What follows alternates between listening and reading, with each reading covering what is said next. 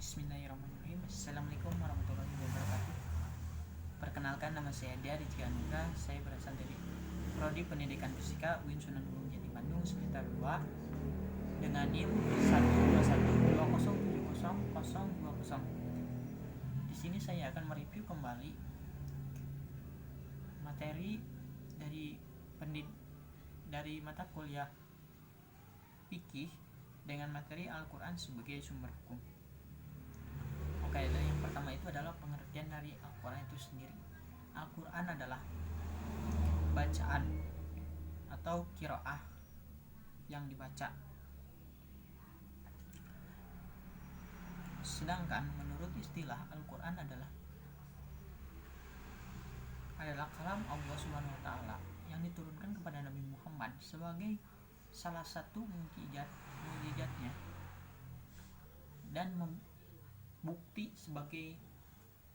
dan sebagai bukti kenabiannya dengan menggunakan bahasa Arab dan melalui pelantara malaikat Jibril. Adapun isi pokok dari Al-Quran itu sendiri, yang pertama itu adalah tauhid, ibadah.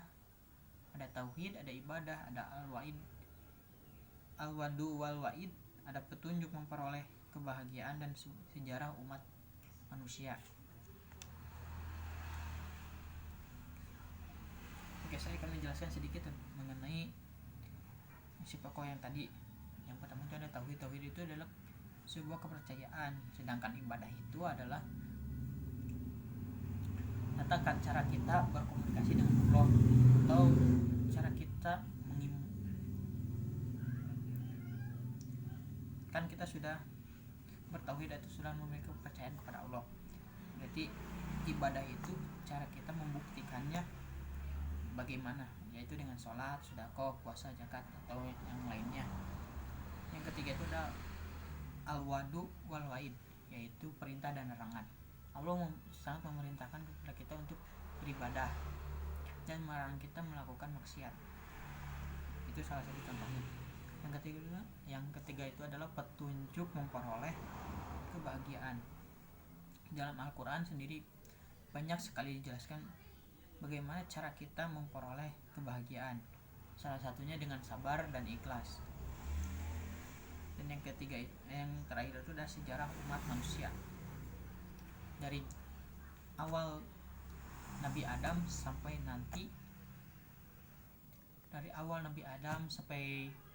Nabi Muhammad pun itu ada di dalam Al-Quran. Kisah-kisah para pengikut Nabi dan ajab yang diterima mereka,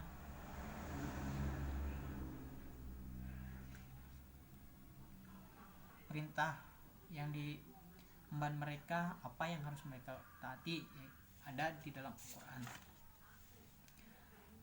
Nah, yang seterusnya itu adalah sumber hukum Al-Quran. Al-Quran itu memiliki 3 sumber. Yang pertama adalah ada akidah atau keimanan. Yang kedua itu adalah syariah atau ibadah. Yang terakhir itu adalah akhlak atau budi pekerti.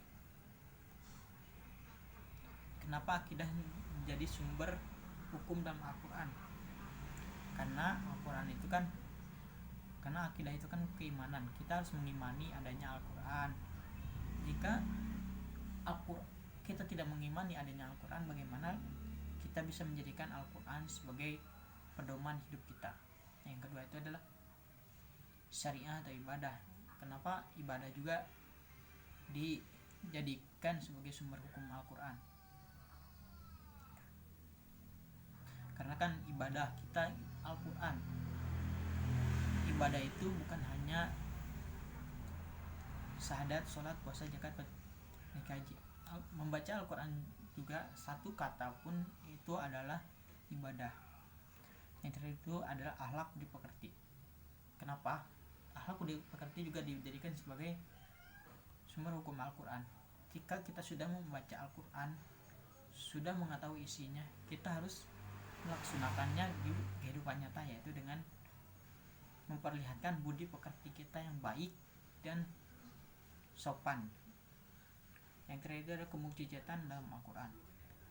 Ada beberapa mukjizat dalam Al-Quran, yaitu Al-Quran itu sendiri adalah Yang pertama itu ada keindahan sastra bahasanya. Kenapa? Karena sastra bahasa Al-Quran berbeda dengan sastra bahasa Arab.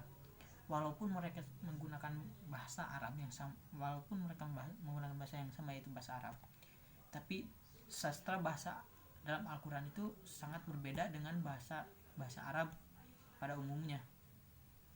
Sastra bahasa dalam Al-Quran itu sangat indah dan sangat menenangkan hati sang pembaca dan pendengarnya.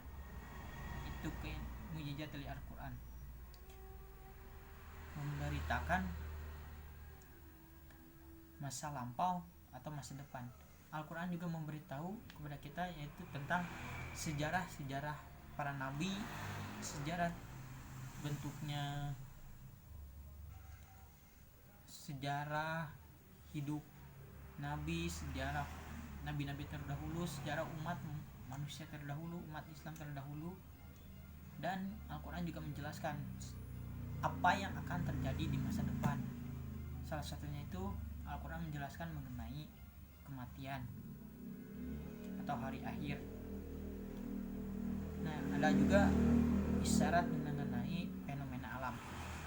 Di Al-Quran dijelaskan apa yang akan terjadi di alam semesta ini, apa saja yang ada di alam semesta ini, bencana alam, sampai bencana alam pun sudah dijelaskan dalam Al-Quran. Mungkin hanya sekian yang saya sampaikan. Mohon maaf bila banyak kesalahan, kurang lebihnya saya mohon maaf. Akhirul kalam, wassalamualaikum warahmatullahi wabarakatuh.